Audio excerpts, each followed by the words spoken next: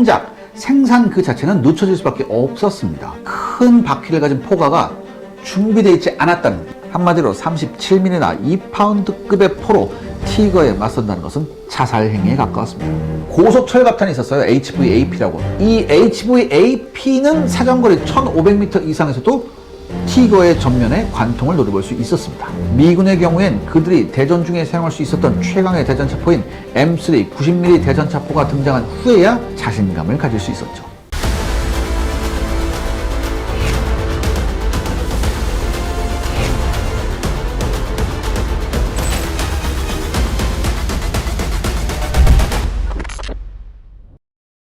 본격적으로 티거 사냥에 투입되는 장비들을 알아볼 차례인데요. 네, 한마디로 티거를 상대할 수 있는 대전차포를 탑재한 차량들이 속속 등장합니다. 그중 가장 먼저 알아볼 것은요, 영국 차량이죠. 제가 지난번에 말씀드렸지만 영국은 티거를 상대할 수 있는 17파운드 포를 개발하는데 성공했죠. 하지만 그것을 얹을 플랫폼, 즉 차량의 개발은 난맥상을 면치 못했습니다.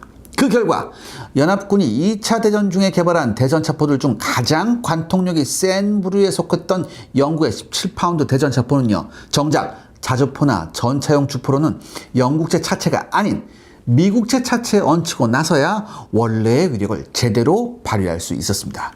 그리고 그 정점에 선 차량이 바로 셔먼의 17파운드 대전차포를 탑재한 차량, 바로 파이어플라이 개똥벌레였죠. 영국이 2차 대전 기간 동안 내내 자국산 전차를 이용해 만들고 싶었지만 끝내 만들지 못했고요. 완벽하지는 않아도 실용적으로 문제가 없는 17파운드 포 탑재 전차를 결국 미국제 전차를 이용해 간신히 성공시킬 수 있었던 거였죠. 그렇다면 셔먼의 17파운드 대전차 포를 탑재하자는 아이디어는 어디서 나왔을까요? 일단 이 아이디어가 영국 육군 수뇌부에서 나온 것은 아닙니다. 영국 육군 수뇌부는요, 어떻게든 자국산 크로멜의 차체를 이용해 만든 챌린저의 생산과 배치를 최우선 과제라고 믿었어요. 그렇기 때문에 이들이 자국산이 아닌 셔먼의 차체를 처음부터 이용하겠다고 생각할 가능성은 낮습니다. 실제로 이 아이디어를 처음 내민 장본인은요, 군 수뇌부에 속한 고관 대작이 아닌 영국군 기갑부대 소속의 일개 소령과 중령이었습니다. 이 이야기는요, 조지 위더리치라는 한 소령이 1940년 중반에 가잘라 공방전에서 사투를 벌이는 것에서 시작합니다. 당시 제3기갑 연대 C중대를 이끌고 미국에서 제공된 그랜트 전차에 타서 전투를 벌이던 위더리치는요, 전투 중 중상을 입고 후송이 됩니다. 다행히 목숨은 건졌지만 부상이 심해 전투 임무 투입에 불가능하다는 판정을 받습니다. 상부에서는 이제 실전 임무에 투입될 수 없는 그를 미국의 포트녹스 기갑학교로 보내서 자신들의 실전 경험을 풋내기 미국인들에게 전수하는 한편 미국에서 곧 넘어올 최신 전차인 M4 셔먼에 대해 최대한 많은 것을 배우고 오게 합니다. 약 1년 가까운 미국 체류 기간 동안 그는 현재의 전차포로는 독일과 싸우는데 문제가 있다는 사실을 뼈저리게 느꼈죠. 2파운드 포는 말할 필요도 없고 셔먼이나 그랜트에 탑재된 75mm 주포 역시 앞으로 나올지도 모를 적 전차나 대전차포와의 대결에서 충분하다고 보기는 어려웠음을 직감합니다. 당장 그가 탑승했던 그랜트 전차가 독일군에 피격돼가지고 부상을 입었잖아요. 그리고 비슷한 시기에 영국 본토에서도 비슷한 생각을 더욱 구체적으로 떠올린 사람이 있었습니다. 1943년 초반에 룰워스 기갑학교에 근무하던 조지 브라이트라는 소령이었죠. 그 역시 강력한 주포가 필요하다고 생각했고 때마침 막 실전 배치가 시작된 17파운드 대전차포를 빨리 전차에 실어 실전 배치해야 한다고 믿었습니다. 물론 여기까지는 군 수뇌부와 생각이 똑같았죠. 하지만 영국군 수뇌부와 결정적으로 다른 부분이 있었는데요. 영국군 수뇌부는 제가 앞서 말씀드린 대로 챌린저를 빨리 생산하겠다고 서두른 반면에 브라이트는 챌린저가 아니라 차라리 셔먼의 17파운드 포를 싣자고 한 거죠. 그가 이런 생각을 한 것은요, 자연스러웠습니다. 기갑학교에 근무하는 덕분에 챌린저의 초기 테스트부터 지켜볼 수 있었던 그는요, 근본적으로 한계가 심각한 챌린저보다는 그나마 여유가 있게 설계된 셔먼 쪽이 훨씬 낫다고 믿었습니다. 그가 아는 한 당시 현존하는 그 어떤 영국군 전체도 17파운드 포의 탑재에 넉넉한 여유를 제공하지 못했고요.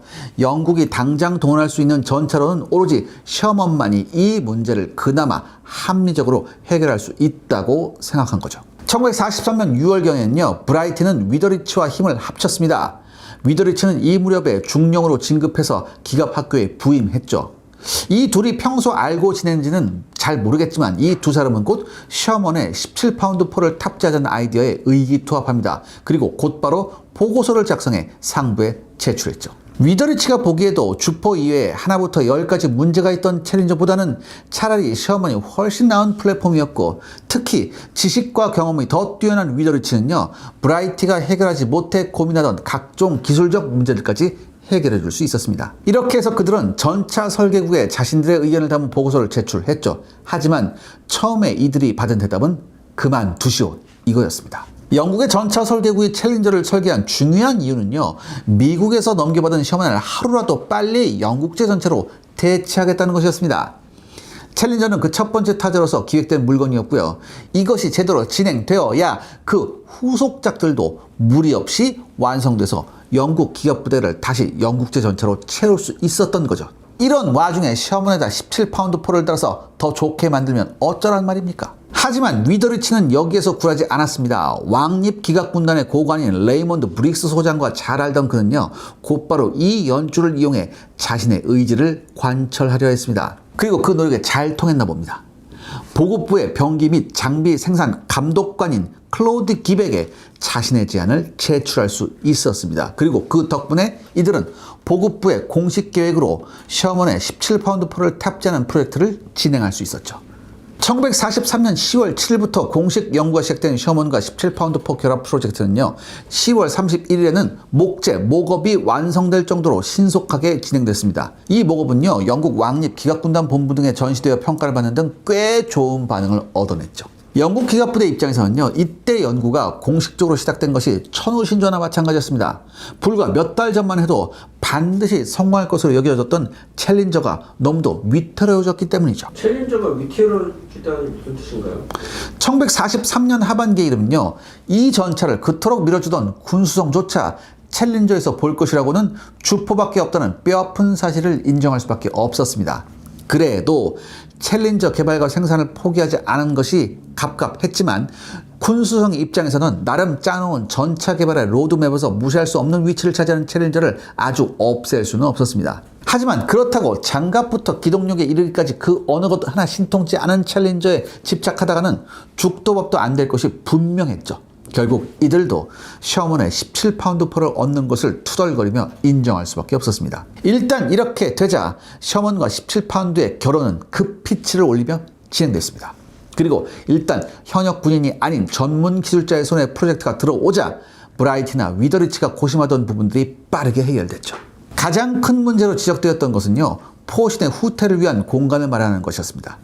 이 셔먼의 포탑 링 자체는요, 17파운드 포를 얻는데 충분한 지름을 가진 것으로 여겨졌지만 둥근 포탑에는 앞뒤로 충분한 공간이 없었어요. 그래서 1m에 달하는 17파운드 포의 포신 후퇴 거리를 감당하기 힘들었죠. 때문에 한때 브라이트는요, 17파운드 포에서 복좌 기구를 없애버리고 포신을 아예 고정식으로 바꿔 후퇴하지 않게 하고 반동은 전차 차체가 다 받아내는 게 어떠냐는 의견까지 내었습니다. 지극히 뭐예요? 문과라적인 생각이었죠. 그리고 여기서 비커스사의 기술자이자 전차 설계국에서 일하던 WGK K1번이란 엔지니어가 재주를 발휘합니다.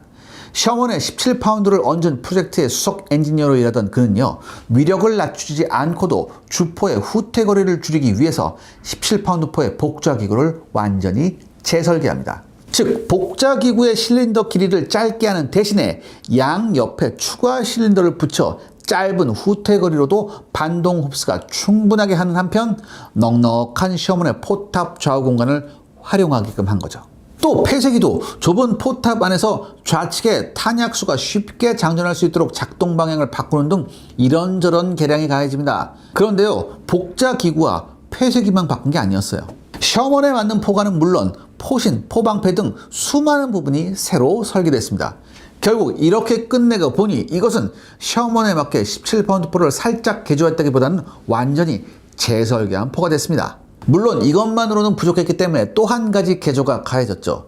그대로 두면 포탑 뒤에 있는 무전기가 포미에 맞아 박살날 상황에 처해집니다. 그리고 킬본은요, 포탑 뒤에 구멍을 뚫고 그곳에 약 63mm 두께의 장갑판으로 만든 박스를 용접해 막은 뒤 이 박스로 무전기를 옮겨버립니다. 이렇게 해서 포탑 뒤에 장갑 박스가 뻗어나온 디자인이 완성된 거죠. 무전기 수납 박스의 추가는요, 또 하나의 보너스를 줬습니다. 원래의 셔먼 주포에 비해 포신의 훨씬 긴 17파운드 주포를 그대로 셔먼 포탑 위에 얹으면요, 앞뒤의 균형이 맞지 않아서 포탑 회전에 문제가 생길 수도 있었어요. 하지만 무전기 수납 박스는 이 불균형을 해결하는 무게추 역할을 함으로써 간단하게 일석이조의 효과를 거둘 수 있었죠. 또 다른 변화가 해치에 추가였습니다. 원래 셔먼은요, 포탑에 해치가 전차장용 하나뿐이었습니다. 차내 공간에 여유가 있기 때문에 탄약수도 큰 문제 없이 해치 하나로 전차장과 함께 들락날락할 수 있었죠. 하지만 17파운드 포의 포미는요, 원래 셔먼에 달려있던 75mm M3 전차포보다 훨씬 컸습니다. 때문에 그대로 두면요, 탄약수가 전차장용 해치를 통해 들어가도 자기 자리로 가기 굉장히 힘들었어요. 때문에 킬본은요, 포탑 위에 탄약수용 해치를 추가합니다. 그리고 차체 전방에 있던 기관총도 없앴어요. 그리고 그 자리에는 장갑판으로 메꿔버리죠. 이게 방어력 향상도 목적이 있었지만 가장 큰 이유는 탄약 탑재량의 증가 때문입니다. 원래 셔먼에 탑재되는 미국식 75mm 포탄보다 훨씬 큰 17파운드용 포탄을 최대한 많이 싣기 위한 이유였죠. 이렇게 해서 확보된 공간에는요, 최대 14발에서 15발 정도의 포탄을 추가로 실을 수 있었습니다. 다만 이렇게 개조되면서 기본적인 방어력과 기동력의 변화는 없었습니다. 장갑은 사실상 원래 그대로였고요. 무게도 큰 변화가 없었습니다. 그리고 이제 새로운 개조용 셔먼에는 파이어플라이라는 이름이 붙었습니다. 이윽고 1944년 1월 6일에는 공식적으로 파이어플라이의 시제 차량이 만들어져서 테스트가 시작됐죠. 시청자 여러분들의 구독과 좋아요는 영상 제작에 정말 큰 도움이 됩니다. 여러분들 부탁드리겠습니다. 구독과 좋아요. 일단 가속도가 붙자 파이어플라이의 개발은 매우 빠른 속도로 진행됩니다. 특히 영국의 실전 기업부대들은 곧 다가올 유럽 침공에서 독일의 맹수전차들에 그나마 대항할 수 있는 주포를 가진 파이어플라이를 빨리 달라고 아우성칩니다. 시제 차량의 테스트가 갓 시작될 무렵 이미 2100대의 파이어플라이를 만들어달라는 요구가 일선 부대들로부터 쏟아질 정도였죠. 영국 기업부대에서는 파이어플라이야말로 자신들을 독일 전차로부터 구원할 일종의 구세주라고 생각했습니다.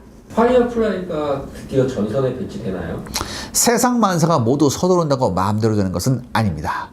유럽 대륙 침공 작전, 즉 노르만디 상륙 작전은요, 1944년 6월에 실시될 예정이었지만 1월에야 시제 차량이 나온 물건이 아무리 전쟁이 한창 때라고 해도 5개월 만에 몇 천 대나 완성돼서 실전 부대에 배치될 수는 없는 노릇이죠. 그래도 개조를 담당한 울위치 조병창은요, 나름 애를 썼습니다. 1월 6일에 첫 시제품이 나온 뒤에 10일 이내에 추가로 5대가 출고됐고요. 그 뒤로 5월 말까지 342대가 간신히 출고돼서 이 전차들이 프랑스에 상륙할 실전 부대인 몽고메리 휘하의 21군에 도달할 수 있었습니다. 물론 이 숫자는요, 실전 부대 입장에선 한 줌밖에 안 됐죠.